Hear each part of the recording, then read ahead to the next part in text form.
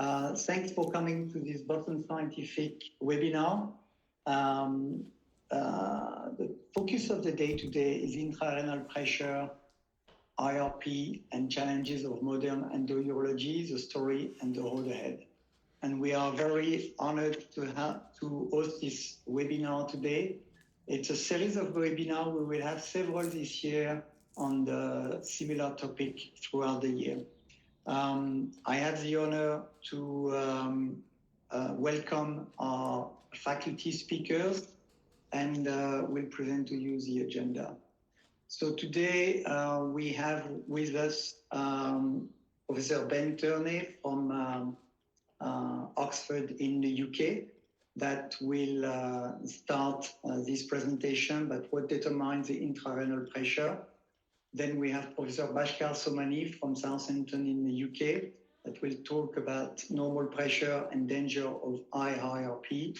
And then Professor Ellen Jung from Velge in South Denmark, where does the future lies on IRP and modern endourology. This will take roughly an hour, and if we have time, we will take a few questions towards the end.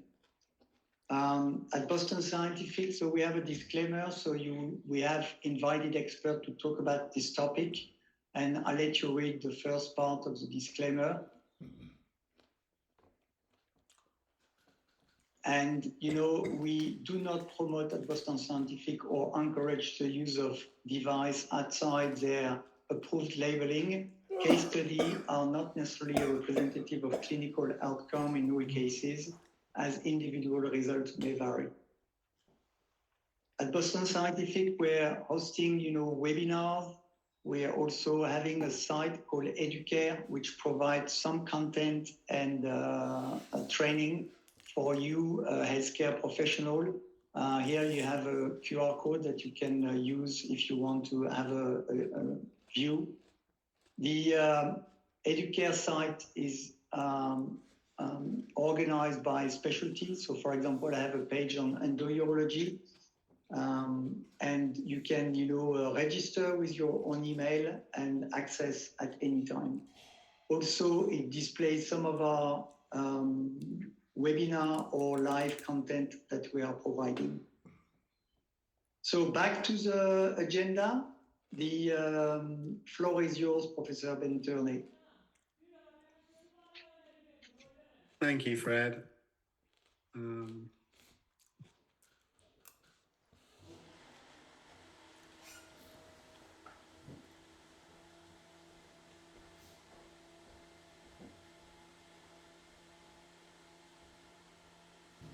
Recording in progress.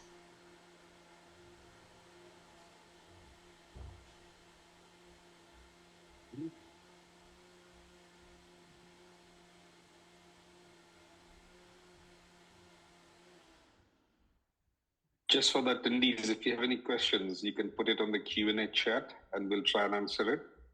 And some questions, if we have time, we can take it at the end. So feel free to put it on the Q&A. Of course, we may not be able to answer all of it, but we'll try our best.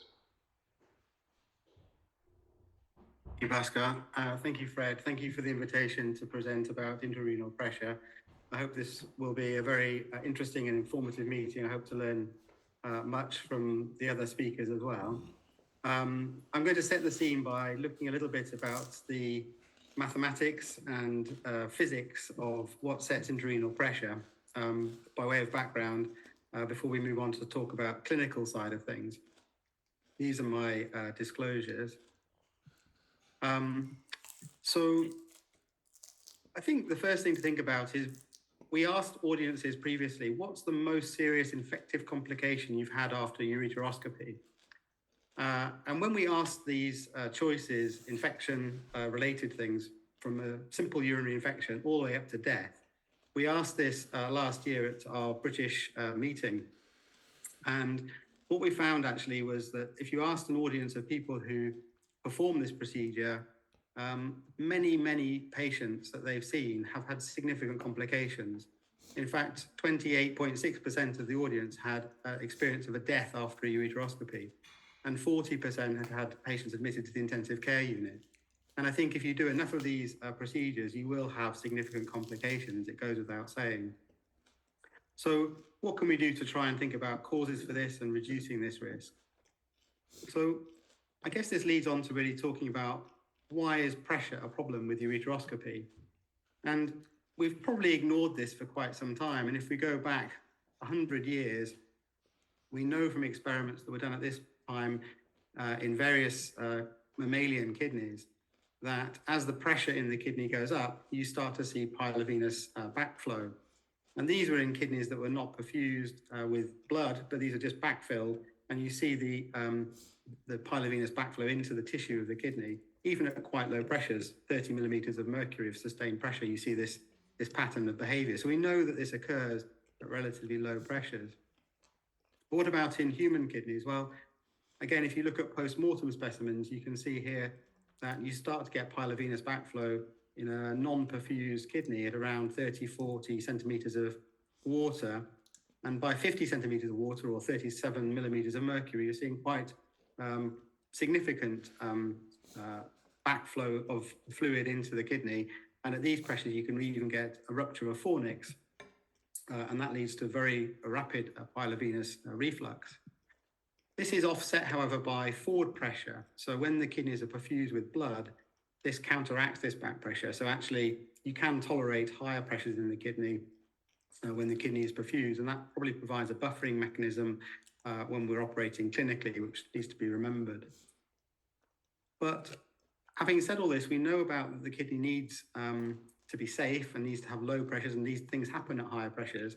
And yet, if we look around, there's all these devices that provide pressure. So whether it's a pressure bag or a pressure system that gives continuous high pressure, or indeed these devices where you can give boluses of pressure, such as the foot pedals or the syringes or the little squeezing things that allow you to give a little bit of a pulse of flow and pressure.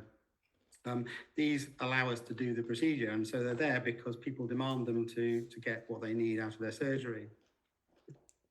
But what do we actually generate when we do these procedures? Well, this study is now 20 years old, but you can see that without an access sheath, you can get high pressures in the kidney, whether it's in the distal, mid, proximal, or even in the renal pelvis. The pressures are going up and up over 60, 80, even up towards 100 millimeters of mercury during a procedure. And as you can see, the access sheath, the hatched columns here, reduces that pressure. And we'll come back to that later. This is work from Helen, who's on the webinar this evening, and Pale Oster. And again, it shows that if you use devices and various things, you can really generate enormously high pressures during these procedures. And it may be that these cause negative effects on the patient, whether it's relating to pain or pilovenous backflow and risk of infection. There's not a lot of data to say which of these systems is better or worse than the other. So is it consistent high pressure or boluses of pressure which cause problems? This study from 4 years ago in Australia looked at all comers being treated by trainees over 4 years, and they compared patients who had hand pumps versus those who'd been having consistently high pressure through a pressure bag irrigation system. And although it's a limited study in some ways, it does seem to indicate that if you use high bolus pressures, patients seem to have higher rates of infection, both in terms of fever and all the SIRS criteria, but also they seem to have higher levels of pain postoperatively, and in this study at least, higher ICU admissions. So perhaps boluses of pressure leading to very high peaks of pressure is worse than a steady, less intense increase in pressure. But I know what people will be thinking on this are saying, well, that's all very well and good. I can hear you telling me I need to work at low pressure. But what if my view looks like this and I can't see anything? I need that pressure to get a visibility. I need to be able to see what I'm doing. I need to be able to operate with a good view. And it's all about creating flow and creating ability to see so I can complete what I'm doing. There's no point in putting a scope up there with low pressure if I can't see or do anything. What I want to convince you over the next few minutes is that pressure in ureteroscopy is not the same thing as flow. We can have good flow, but with low pressures, providing we get the anatomy of our system correct. Well, what do I mean by that? Well, let's delve into the mathematics here. So stay with me. I will keep this on message. So this Poisson's law is a well-recognized, well-proven law of physics. And what it shows is that the flow through a system is proportional or is equal to the change in pressure from the start of the system, which in this case would be the bag of fluid at either with a height, with gravity, or a pressurized bag, compared to the end of the scope. That's the change in pressure there. The other things that affect it are the constant pi, the radius of the tube to the power 4, which means that a small change in the size of the radius of the tube will have a big impact on the flow. And that's divided by a couple of constants, 8, and the viscosity of the fluid, which is normal saline, so that's fixed, and the length of the tube, which again is fixed because it's the length of the ureteroscope and the length of the tubing that we're passing the flow of fluid through. So we can simplify this equation because some of these things are constant. So the pi and the 8 and the viscosity all can be rationalized because they're all constants. And we can further make it simpler because we have a long, thin tube, but the length is constant. And the only things then really that we can change in our system are the change in pressure from the inflow to the end of the scope or the outflow, and also the shape of the system. So that's the radius of the tube. And as I say, small changes in that radius will have a big difference on the flow. And that's really what we need to remember when we're doing these procedures. These two things, the change in pressure and the radius of the system. So we can simplify it to this simple equation, and then we have to think about this every time we do a ureteroscopy. So for example, this is the working channel of a standard ureteroscope, which for most scopes is a 3.6 French channel. And if you put a working tool, such as a laser fiber or a basket into that working channel, you will reduce the flow. And that's because you're taking up space, as you'd expect. It's effectively reducing that R, and it has quite a powerful effect because it's multiplied to the power 4. So that means if you put a 200 nanometer laser fiber into a standard working channel, you will reduce the flow through the scope by about 50%. If you put a 365 fiber in, it's down to about 80%. And if you put a 1.9 French basket in, you've lost about 90% of your flow just because it's taking up a lot of the real estate inside that working channel. So effectively what we're doing here is changing the R, and that's having a big impact on the flow. Now, the only way you can compensate for that is to change the gradient of pressure. The pressure, if you raise the pressure, then the gradient, the change in pressure from the inflow to end of the scope is changed, and you can compensate for that reduction in flow. And that's what we're doing day to day. And we're using tools, if we want to get flow, is we're using pressure to compensate for this change in geometry.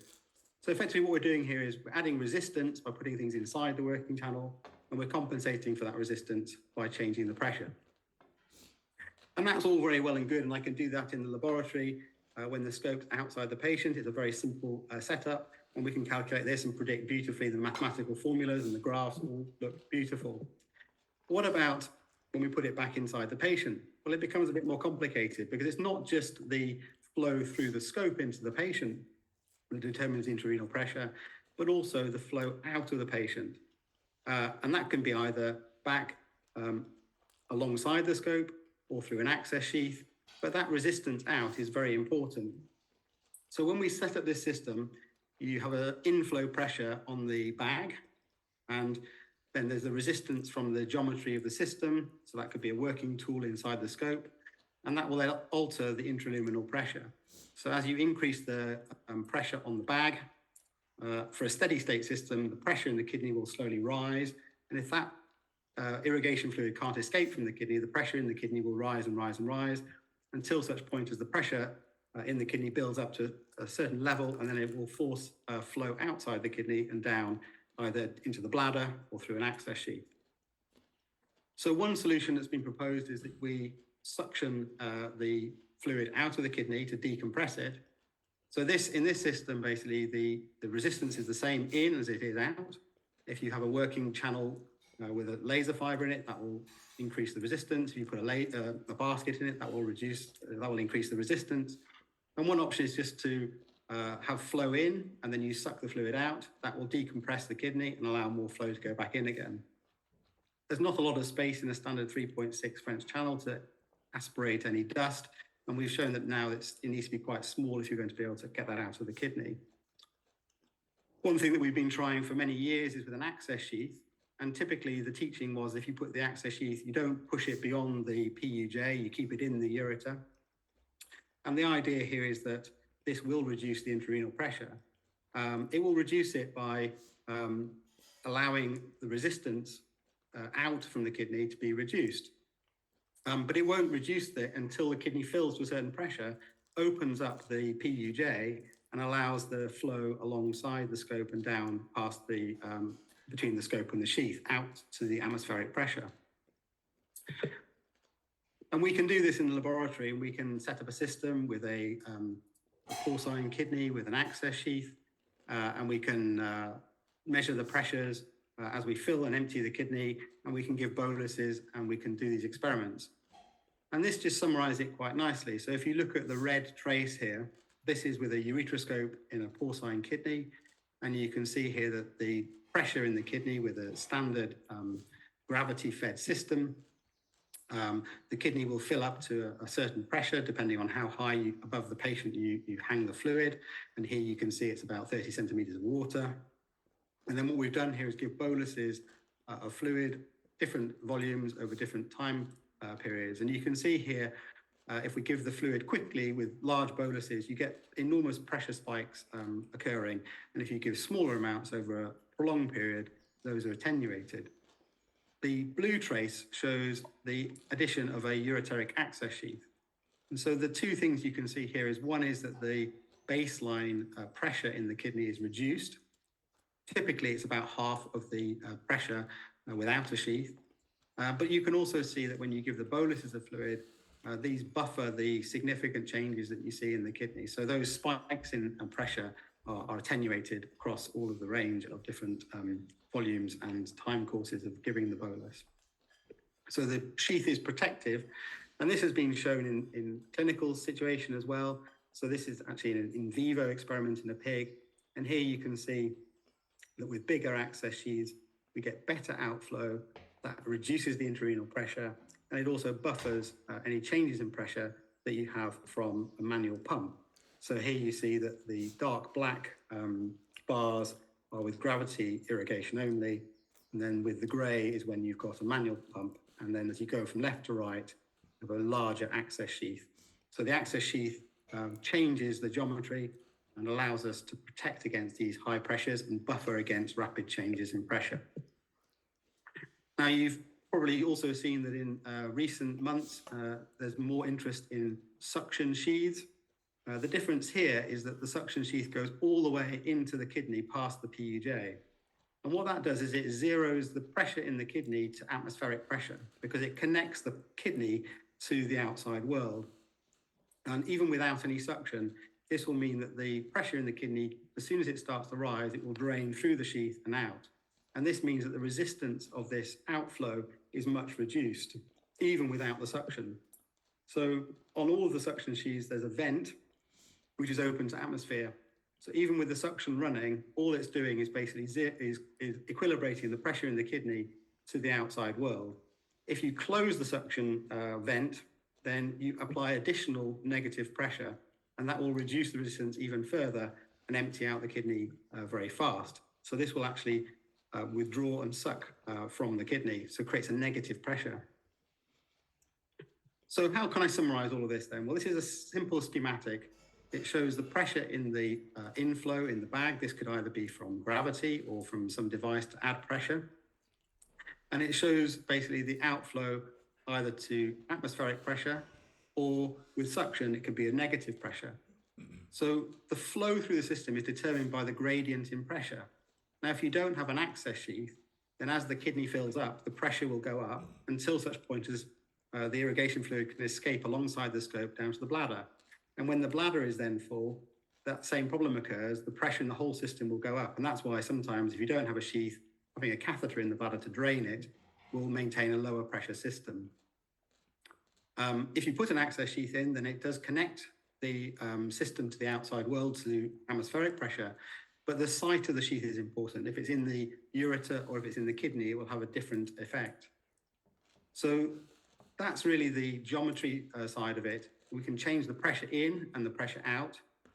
But in terms of the resistance, what can we change? Well, we can change the size of the space. So either we can change the space between the laser fiber or the working tool in the channel and the size of the channel. So what we could do here, we wanted better inflow would be to have either a bigger working channel or a smaller working tool. And that will give us better inflow. That'll give us lower resistance and the flow will be easier to pass in. Similarly, if we want better outflow, we need more space between the scope and the sheath. So this outflow area is really important for the outflow resistance. And we can alter these parameters and we can start to do that in our working practice. So there are lots of different access sheaths of different sizes. And we've got to think about the space between the scope and the sheath as to how much outflow pressure and how much flow there'll be to escape from the kidney. So if we imagine these three different scenarios with a standard 11-13 French access sheath, if you have a 9.5 French scope, a 7.5 French scope, or even a even smaller scope in the future, a 6.5 French scope, as we increase the space, the blue area here, we have a quite significant impact on outflow. And that's because we go back to that formula at the beginning. We're basically creating the R, the radius space is making a big difference because it's the power 4. So actually here, if you compare a 9.5 French scope to a 7.5 French scope, there's a 111% difference in space between the scope and the sheath. And that will lead to a significant improvement in the outflow. So the kidney will drain faster. So you won't need as much pressure to generate the same flow. Similarly, if you have the same difference between the two, so if you have a 9.5 French scope in an 11-13 sheath, or a 7.5 French scope in a 9-11 French sheath, the difference between the scope and the sheath size here is 1.5 French. But there is a slight difference in the area here, and so there may potentially be slightly better outflow between this larger system than the smaller system, although whether that's meaningful clinically may not be relevant. And the same principles apply to the scope design. So typically we have a 3.6 French working channel in all of our scopes. But hypothetically, if we were to increase the working channel to a 5 French working channel, this would lead to a 93% increase in cross-sectional area. There'll be a lower resistance, and that would be better inflow, and in turn, potentially better outflow if you were to aspirate through this working channel. So this leads to a lot of things to process during a ureteroscopy. We have to think about the pressure-related effects. We want to try and mitigate the risks of sepsis and pain postoperatively by maintaining low pressure. We want high flow because that gives us good visibility. It cools the laser so we don't get thermal injuries, and it helps wash out the debris that we generate from the stone fragmentation. And to do all that, we have to think about all these different things. We have to think about the sheath, the power of the laser, the geometry of the tools that we're putting in, the pressure that we're applying, what type of pressure we're going to give, whether it's boluses or continuous. And so I think it's making it very complicated for clinicians to think about all these things to achieve what they want to during an operation. But this is what we must start to think about to optimize the outcomes for our patients. So thank you very much for listening. I'm going to hand over to Bhaskar for the next talk. Thank you very much, Ben, for that excellent overview of the basics of intrarenal pressure regarding both the physics and the geometry of it. Certainly, I think with the newer devices, it's only a matter of time before these really change our clinical practice. So I'm going to share with you what a normal intrarenal pressure is and really what are the dangers of high pressure. So should we be careful? Do we need to monitor it? How can we minimize it? So let's have a look at what an intrarenal pressure is. But before that, what do we mean by pressure? Because it's a language that we all speak slightly differently. If you look at pressure, 1 millimeter mercury is 1.4 centimeters of water. And the reason this is important to understand is because pressures are talked about in a different way when you look at papers, etc. So what is a real or normal pressure? We had a Delphi consensus recently, and actually we didn't come to a conclusion. But broadly speaking, less than 15 or up to 20 centimeters of water, I would say, is normal. And then, there is increasing quantiles of pressure when we are doing ureteroscopy, when there is chronic obstruction. But really, the pressures can go very high, even up to 300 centimeters of water. So that is a really high intrarenal pressure. And what we also don't know is it a momentary, temporary increase in pressure, or is it sustained increase in pressure? We don't know yet about what causes more harm. This is something that we worry about. And why is that? Because as Ben has already covered, there is backflow, both tubular, pilovenous, and lymphatic. And that leads to formical rupture that can lead to complications with sepsis and hemorrhagic complications. And potentially also the peristalsis increases. And why is that important? Because that can lead to difficult access in the ureter and possibly increase the risk of ureteral injury. Again, this is the hypothesis. We don't have proven clinical data on this. So what are the complications? Why are we worried about it? Because there is backflow and fluid absorption, so you can have fluid shifts. And with all this fluid overload or formical rupture, you can have electrolyte imbalance, and in severe cases, probably cardiovascular instability. Of course, if you have backflow, you will increase the risk of infective complications because stones have got some infection in them. And then similarly, because of the same thing, you will have high risk of things like fever, urinary tract infection, and therefore sepsis. The possibility of kidney damage is there, although perhaps not as much, because most of the studies, there are not that many that look at renal function, but most don't seem to affect the renal function as such, especially when it comes to ureteroscopy with ischemia or reperfusion. But it remains a theoretical, at least, possibility, especially if you're using very high pressures. Now, this has already been shown, and it's really important to know how, when Helene and Pelle looked at it, the pressures can go as high as almost 330 millimeters of mercury. So that's a really high pressure. And this is something we don't know because we don't measure. And perhaps with better measuring tools, we will be able to look at this more closely. So let's look at the CROWS data, which is perhaps one of the largest databases that talked about the complications post-ureteroscopy. And look at the top 3 complications: fever, infection, sepsis. And together, they are the largest post-operative complication group. So, and they all partly, or at least in some form or the other, relate to your high intrarenal pressure.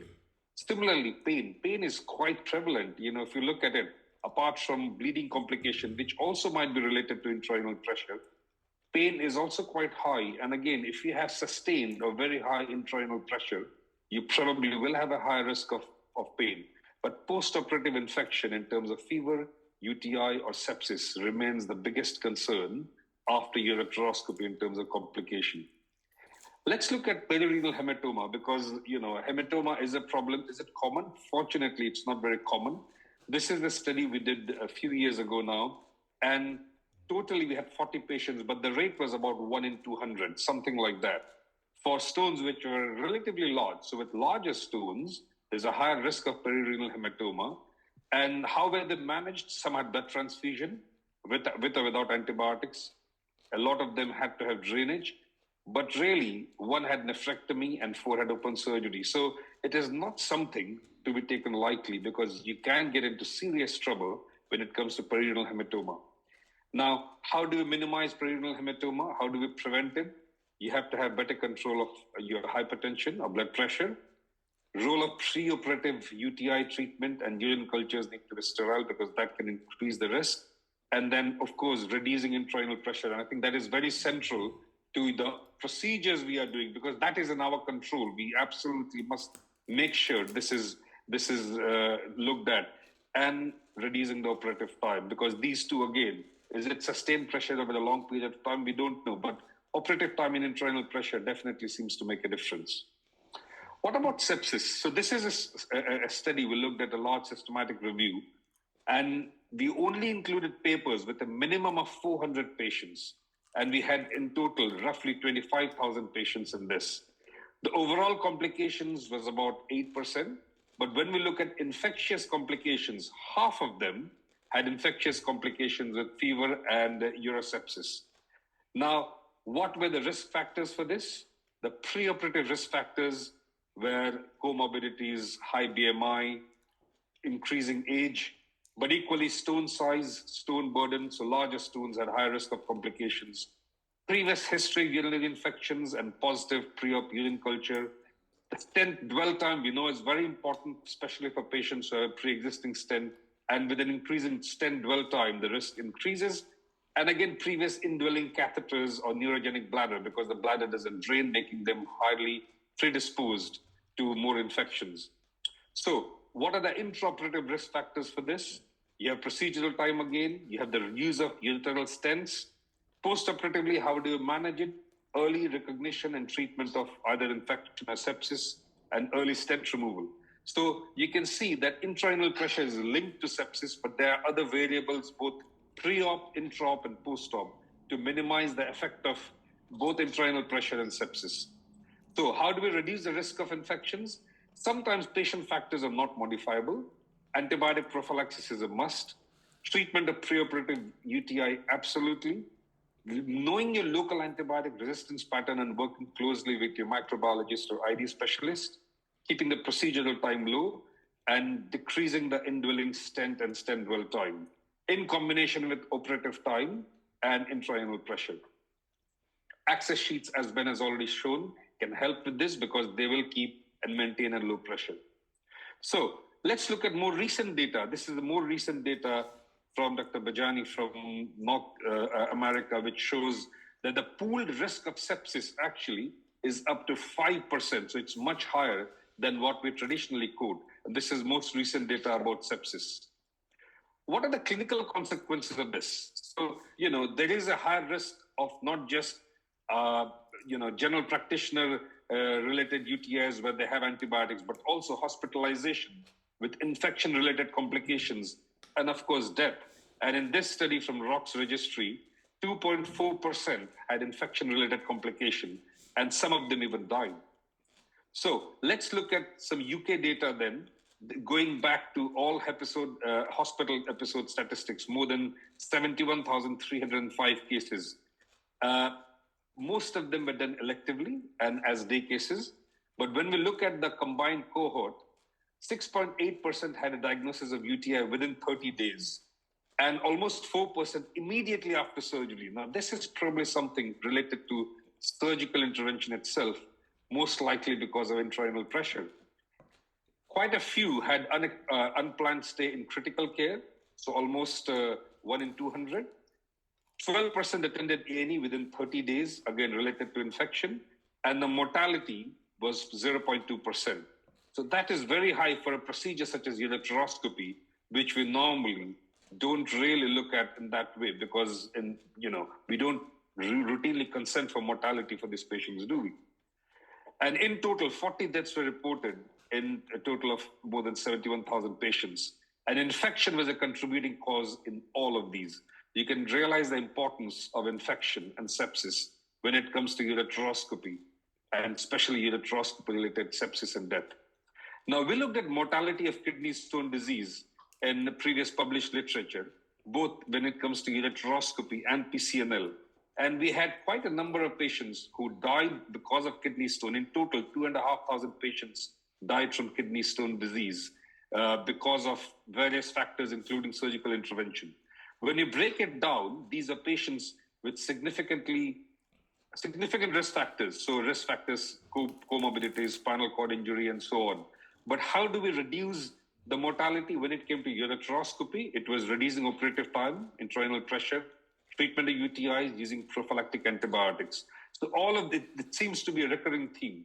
And this is the same thing we found in this study, which looked at all patients reported in the literature who died from ureteroscopy and sepsis. There are 72 deaths reported from ureteroscopy. This is going back 3 years. Probably by now, there will be more patients added to the list. Most common of these was sepsis.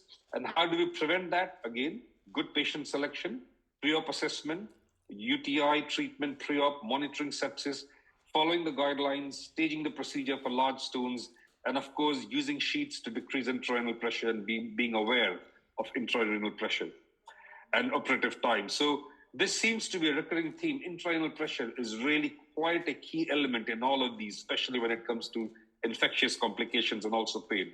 So to conclude, I think we need to monitor pressure, but also keep it below, ideally 30 centimeters of water to avoid complications. Although we know that periodically we will all overshoot this. Using an access sheet to reduce the pressure, avoiding powerful manual irrigation. So the assistants need to be really aware of the pressures. And usually during standard PCNL, the pressure is low, but again, in mini PCNL, the pressures can be higher. Maybe in future, you might have pharmacological treatment to lower the intrarenal pressure. Certainly right now, we don't have something of this nature. And just to conclude, you probably might need to choose your patient, your technique, the duration of your treatment, and your expertise in the best possible to minimize the complication. Suction and laser technology, as we have already seen, will change this field. And I think this is probably going to be a game changer, both in terms of how we manage, and maybe it might allow, I'm not saying rightly, to push the limits in some cases. And that is something that future will tell us whether it's the right direction or not. And smart monitoring of pressure and temperature, which I'm sure we'll hear from Helene, might be the way forward. Ultimately, we want to be safe for our patients. And the safest way of doing it is to minimize the risk by keeping the operative time and pressures low. Thank you.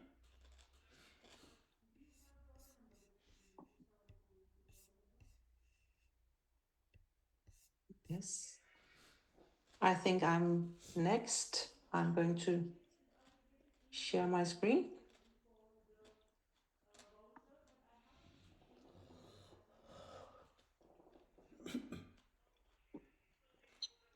Yeah. So next topic is about where the future lies within intrarenal pressure and modern endourology. So just a minute. This is my disclosures. The ultimate goals of stone surgery are actually quite simple. We want to get rid of the stones without having any complications. So the question is, what role does intrarenal pressure play in this context? And how do we reach the goals of a safe and efficient treatment of kidney stones? How to avoid complications such as fever, sepsis, and re-interventions? Where should our focus as endourologists be in the future? There are many choices in kidney stone treatment. Ureteroscopy is not only a simple story about a ureteroscope reaching a stone, as there are many other decisions and considerations to be made besides choosing a good ureteroscope. And all those decisions and considerations are important to be successful and safe. For example, focusing on intrarenal pressure and ease of the procedure, you might ask yourself if it is indicated to decrease the pressure and how to do so. Is an access sheath needed? Are you safe with regard to intrarenal pressure when using one? Also, we will talk about the potential dilemma of reaching stone-free status while on the same time focusing on pressure. Today, the modern endourologist gets a lot of help from technology. Scopes are smaller, they're more deflectable, and they have much better image quality compared to 10 or 20 years ago. As a result, the number of ureteroscopies are increasing worldwide, also for the treatment of bigger and bigger stones. However, not all patients get stone-free, despite the help from modern technology. And actually, lots of them, as also Bhaskar and Ben showed, lots of them actually have post-op complications. So, where can we improve to do better, to get more patients stone-free without having those complications? Where are our opportunities to be more safe and more efficient for the sake of our patients? As I see it, I think we need to do better in clearing the collecting system for even small fragments after ureteroscopy.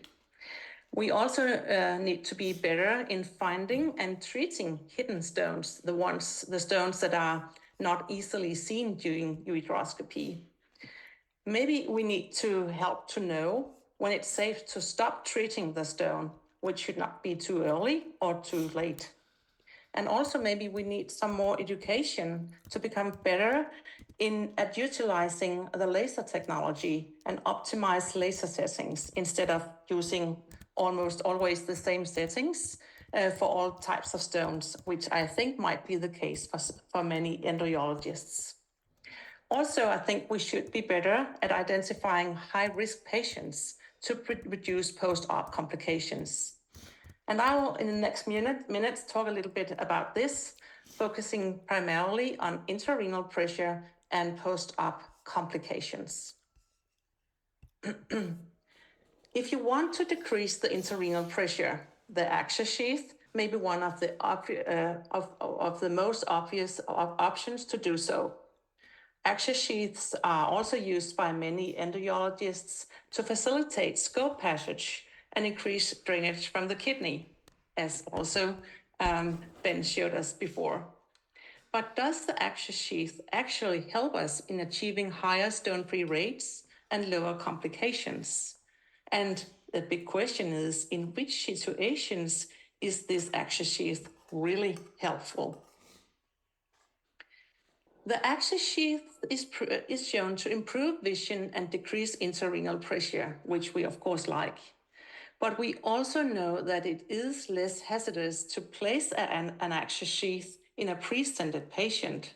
And the larger the access sheath, the higher risk for urethral damage. So you might say that the access sheath is a little bit controversial to use. One of the big advantages, however, of using the access sheath is its ability to decrease intrarenal pressure, and this ability has been proven in several studies. And as you might know, in recent years, there has been published several studies indicating the harmful effects of high intrarenal pressure. For example, this multi-center study indicating that with lower intrarenal pressure comes lower incidence of fever and sepsis.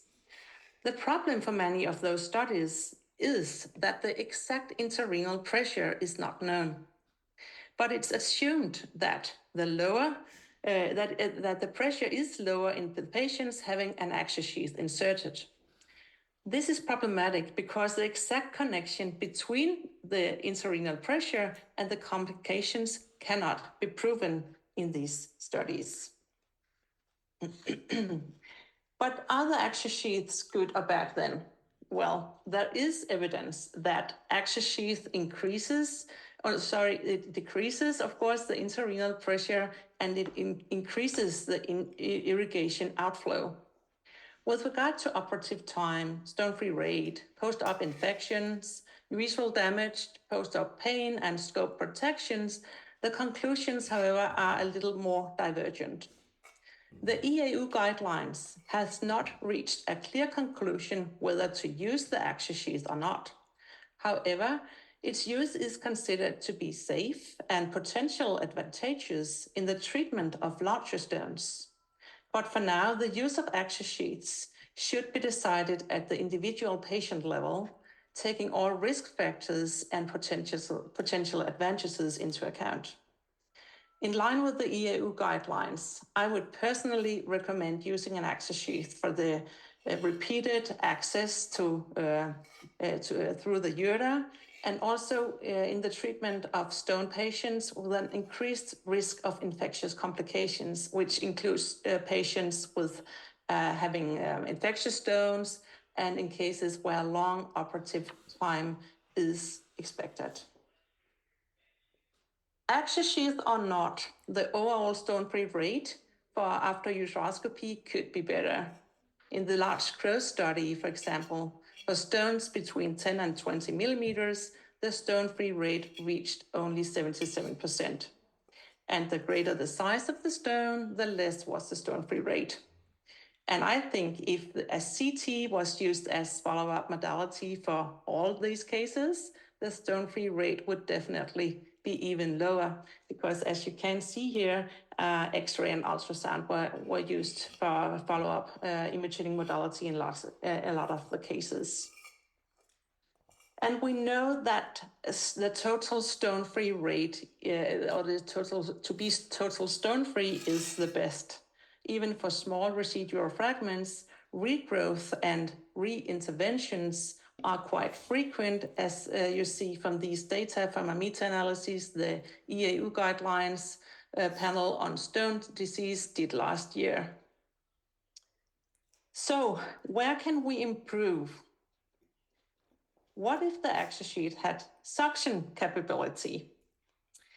The suction concept is already under evaluation, both on the market and in the labs around the globe. The idea is to establish a kind of vacuum cleaner that sucks up all the dust fragments after dusting procedures in order to leave the patient completely stone-free. Different kinds of AxoSheets with integrated suction system has been developed already, and so far I think the experiences are quite positive, and there are great expectations with regard to both stone-free rate and better outcome in general, shorter operation time, and also lower complication rate. So it's interesting, this new technique. This is data from Dr. Brian Eisner from the United States, who developed a deflectable suction device for flexible ureteroscopy. This system is thought to be navigated around in different sections of the calyces in order to aspirate gravel after dusting procedures. And the idea is to remove the scope before aspiration to get a larger suction lumen. And as I see it, this is the beginning of a new era, enabling stone surgeons to leave the patient completely stone-free. And in combination with the very efficient dusting technique in modern laser technology, this is maybe our chance to solve both the residual fragment challenge and maybe also the high pressure challenge in ureteroscopy. Or it might help us in the right way, I guess. But just to top up with some extra ideas for further evolving of scope technology, I guess you all know the situation that it can be hard to see or evaluate the size and the location of residual fragments while using dusting technique. Why don't we ask the scope and let the next generation artificial intelligence scopes tell us where to put our energy? As the dusting technique is proven to be much faster than the fragmenting and basketing technique, I see a great potential for improvement in this technique using the power of artificial intelligence, as the problem with dusting often is that we leave fragments behind that are too large to pass spontaneously because of decreased vision. On the other hand, maybe we continue dusting for too long sometimes, unnecessarily prolonging operative time.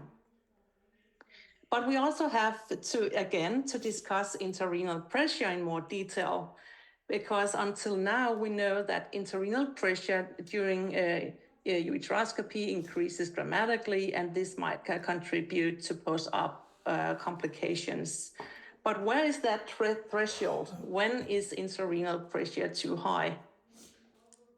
The pressure rises the more irrigation is used, and today quite a lot of irrigation is often necessary, as the efficient dusting technique interacts with the vision provided, and therefore we might feel that we are in a constant dilemma of choosing between good vision or low pressure.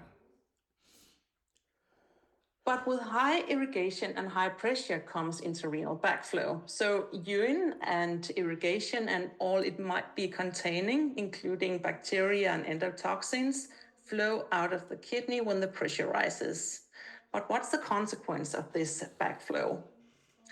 Well, we know that backflow is related to both intrarenal pressure, exposure time, and other factors such as papillary morphology, and also the degree of hydronephrosis in the patient. If kidneys are suffering from ischemia or hypertension, the degree of backflow is also known to be even more pronounced. Until now, intrarenal backflow is thought to take place at pressure levels around 30 millimeter mercury. But data from my recent studies visualized intrarenal backflow in live swine kidneys by MR imaging. And interestingly, backflow was shown to occur already at 16 millimeter mercury, which is at a much lower level than previously shown. We also showed that backflow occurred not only as a function of pressure, but also as a function of time. The threshold for intrarenal backflow was different for all the different animals we used. So it seems that we are also all different when it comes to tolerance of intrarenal pressure. You can't set a threshold or a limit that applies to everyone. This goes along with several studies showing that patients are at risk of developing sepsis after ureteroscopy, but depending on many other factors as well. A major risk factor is pre-infected urine. Niall Davis showed in this very interesting clinical study from 2023 that patients that developed post-ureteroscopy sepsis had a significantly higher mean intrarenal pressure compared to patients without sepsis. So this group of researchers actually measured the intrarenal pressure in 120 patients during ureteroscopy and followed them up for infection and sepsis after surgery. And to my knowledge, this is the first human study evaluating the effects of high intrarenal pressure on post-operative sepsis, and I found this very interesting indeed. But as mentioned before, the intrarenal pressure is not the only risk factor to consider. Risk factors of the pathophysiological events leading to sepsis also include long operative time, female gender, infection zones, presenting, and multiple comorbidities. So in my opinion, we should identify high-risk patients. Maybe we need a scoring system to identify the patients at highest risk of sepsis. As endourologists, we should pay special attention to patient history prior to surgery. Is the patient hydronephrotic? Is long operative time expected? Is it an infection stone, or is there a history of UTI? Technology should then help us to give us facts about the intrarenal pressure during the procedure. And together with the information provided in the specific history, an algorithm should advise us when to stop the procedure or advise about pressure and irrigation levels on the fly while doing the ureteroscopy. So, in the future, I think we should be better at using data about intrarenal pressure to avoid complications. I believe that there is not one true safety limit for intrarenal pressure. It depends on several factors.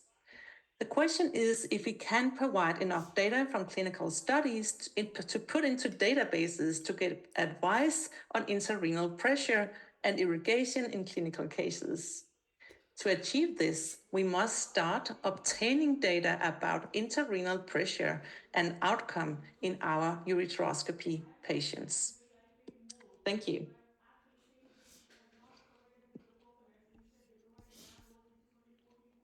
Thank you, Professor Young. You're welcome. So maybe we'll put, all the speakers can put back their video on. I don't think we have a lot of time for the Q&A, but maybe from the list of questions that you've seen, Bhaskar, Ben, any comment? I think one that has come up, a few times actually, is about the operative duration and what if there is a complication such as hematoma.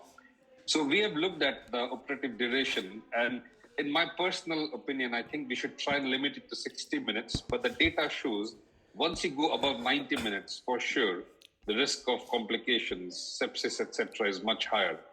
And that we have looked at our own data, and that shows that. And also from another systematic review we have done looking at the operative time. So if you haven't been able to do it in 90 minutes, 60 for most cases, I would say, but in 90 minutes, you need to think, is it too big for a single procedure?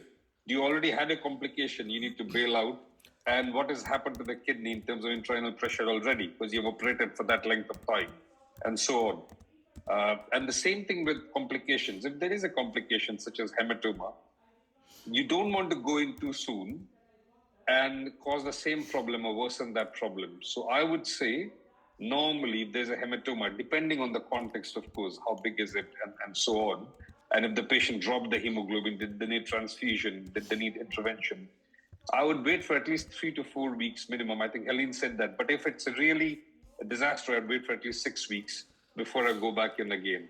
And you might want to CT image them. I don't know if Helene and Ben, you have any views on both. If you have a complication, when would you go back, and then operative duration? Because I think quite a few questions related to that. I agree with you, Bhaskar, that at least 3 to 4 weeks and sometimes six weeks to wait, because it's so important that there's not any signs of infection anymore when you go back. So let the system relax and then wait, and always use prophylactic antibiotics and monitor the patient. Don't dismiss the patient 2 hours after uteroscopy. If there's been complications 4 weeks ago, then I would let the patient stay, maybe at least until next day, to monitor that everything is okay, and keep on antibiotics in such a case. I think your level of caution needs to be increased, because clearly this is a high-risk patient for another complication. So everything you do must be targeted to reduce a second complication in a high-risk patient. So allowing time for healing, recovery from infection, leaving a stent to make sure the kidney is drained. All these things are really important for a high-risk patient like this. And perhaps a catheter, Ben, would you leave a catheter as well, if in such cases? I wouldn't routinely leave a catheter. I think the only time to do that, I typically leave a catheter for a short time after a PCNL, just to make sure the system is all decompressed to allow the kidney to heal, just typically overnight, and then the patient goes home the next day in my practice. That's the only time I use a catheter in stone surgery routinely, unless the patient comes in septic, obviously, and then they need urine monitoring and output monitoring. Those would be the indications for a catheter for me.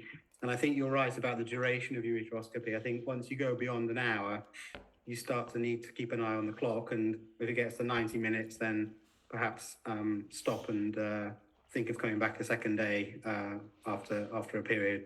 I think the risk goes up. That's been shown in some animal studies as well. The translocation risk goes up the longer you're operating. So I think, again, it's a bit like the advice we used to have with TURP and glycine in the old days, an hour of operating, and then start thinking about what's happening with the fluid balance. Agreed. So for me, catheters, I mean, if there's a history of sepsis before, then I leave a catheter for ureteroscopy also, but just overnight. But by and large, again, same, we don't leave. I mean, in the UK, as Ben would know, there's a big push to send them home because there's no beds for routine stone procedures. So if you want to leave a catheter to keep them overnight, you'll not be operating, to be honest. So we tend to send them home unless there is a risk, then you can stratify. And generally, most wouldn't have a catheter. There's a couple of other questions, if I can ask you, Helene. Would it matter if we were doing a PCNL or IRS about the accepted pressures? Would it be any difference in your mind if you're doing a PCNL versus RIRS in terms of the accepted pressures? Well, I would say, of course, the pressure impact would be the same, but I just think that the pressures won't rise to such high levels in PCNL, because especially if you use maybe a 24 French or 20 French, there would be so much outflow that it wouldn't really be a problem. But of course, if you do mini or micro perks, it might be, it's exactly the same situation for the kidney. It's all about what is the pressure, not from what side does the scope come. So yes, it might be a problem, but there's been several studies showing that the pressure at PCNLs are in general not that high. They are much lower. Yeah, I think all of the mathematics is the same. It's about irrigation in and irrigation Yeah. out. Yeah. And if you make the puncture smaller and you have less space between the scope and the track, then there's less outflow and your pressure can go up. Similarly, it also depends on your position. So if you're doing prone or supine, so typically with a supine PCNL, the pressures are lower because gravity assists in draining the kidney. With a prone, obviously, you're anti-gravity with your outflow. So these are sort of important things. I think the risk, as Helen says, is lower because typically the outflow resistance is lower. And again, similarly, all the same principles apply. We can apply suction to the sheath in the mini PCNLs now if we want to maintain these pressures lower. So exactly the same principles. I don't think it matters which way you go in. It just matters that you think about the geometry of the system and the pressures that you're driving. So whether you've got irrigation under pressure and what the shape of the inflow channel and the shape of the outflow channel allows outflow. So it's just we have to think about these things every time we do endourology procedures. I agree. Agreed. I think there is no other fresh question, Fred. I think we have covered most of the questions either through Q&A or here. Yeah, so we will close the webinar because we're on time, and I wanted to give you a great thank you for the expert for delivering, such a nice clinical, technical, and scientific talks today, and on time. The timing was perfect. We had a lot of participants, so as you see, we will have more webinars in the coming months, and thanks to all for participating. Thank you so much, everyone. Thanks for organizing. It was a pleasure.